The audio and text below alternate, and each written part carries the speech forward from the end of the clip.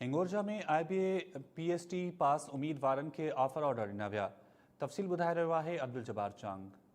Government higher secondary school हिंगोरजा में जो IBA पारां टेस्ट वरिती हुई उस्तादनि खां अॼु उते ऑफर ऑर्डर विराए पिया वञनि। असीं मौजूदु आहियूं। अचो उस्तादनि जेके तालीम खाते जा जेके ऑफिसर आहिनि उन्हनि सां मौजूदु आहियूं। अचो त ॻाल्हि ॿोल करियूं संदन उन हवाले सां उन्हनि जो छा चवणु आहे।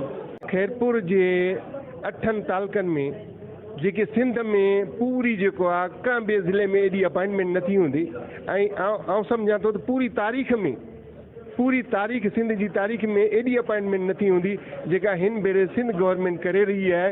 ऐं उहा बि ख़ुशकिस्मती सां IBA जहिड़े रिप्यूटेड इदारे जे थ्रू जेका रिक्रूटमेंट थी आहे ऐं असां वरी मेरिट ते जेको उनखे बुनियादु बणाए अॼु आख़िरी तालुको हुयो असांजो तालुको गंबट ऐं सूबेदेरो। गंबट में असां 200 ऑफर ऑर्डर लेटर विराया ऐं सूबेदेरे में 150 ऑफर लेटर विरायूं पिया।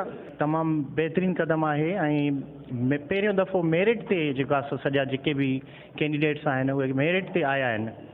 इन सां थींदो ईअं त तालीम जेका असांजी पोइते पयल हुई उहा इनशाअल्लाह हिकु सुठो क़दम आहे जंहिंसां तालीम में माना बहितरी ॾिसूं था पिया। भई ग़रीबनि खे ऑर्डर मिलनि पिया, डिसेबल जेके आहिनि उन्हनि खे आसरो आहे त हिन दफ़े कुझु न कुझु ग़रीबनि जो बि थी सघे थो। ईअं न आहे त जेके पैसा आहिनि बसि उहो ई ड्यूटी कंदो, जेको ग़रीब आहे उहो कुझु न कंदो, पर ईअं न आहे। हिन दफ़े मेरिट खे ॾिसी करे घणो कुझु बहितर थिए। अॼु मेरिट जे बुनियाद ते असां आया आहियूं। माशाल्लाह सुठे तरीक़े सां असांखे हिकिड़ो मौक़ो मिलियो आहे त असां जीअं मेरिट ते अचूं ऐं असां पंहिंजो जेको आहे सो सुठे तरीक़े सां ॿारनि खे पढ़ायूं ऐं उहे बि कामयाबु थियनि ऐं असां पंहिंजो जेको आहे सही तरीक़े सां सरअंजाम ॾियूं। अल्हम्दुलिल्लाह असीं ॾाढो ख़ुशि आहियूं। पंहिंजी महिनत जो असांखे सिलो मिलियो आहे। असांजी इहा ई कोशिशि रहंदी त ॿारनि खे एतिरो पढ़ायूं जेतिरो मतिलबु हू सिखी रहिया आहिनि। घणे टाइम खां जंहिंजी खोजना आहे उन्हनि जे वालिदेन खे उन्हनि ॿारनि खे उन जे शइ जी खोजना आहे। असीं जेतिरी पंहिंजे जिस्म में विच सम्झूं था, पंहिंजे दिमाग़ में सम्झूं था, ओतिरी महिनत करे उनखे पढ़ाईंदासीं, अॻिते वठी वेंदासीं सिंध खे बि।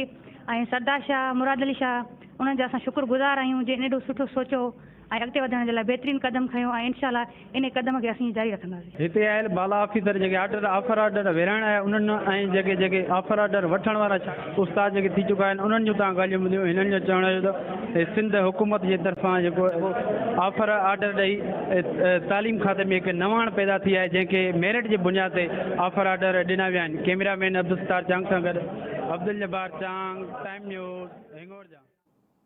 मखदूम सईदुज़्ज़मान जो सालो आबखाजी कोशिश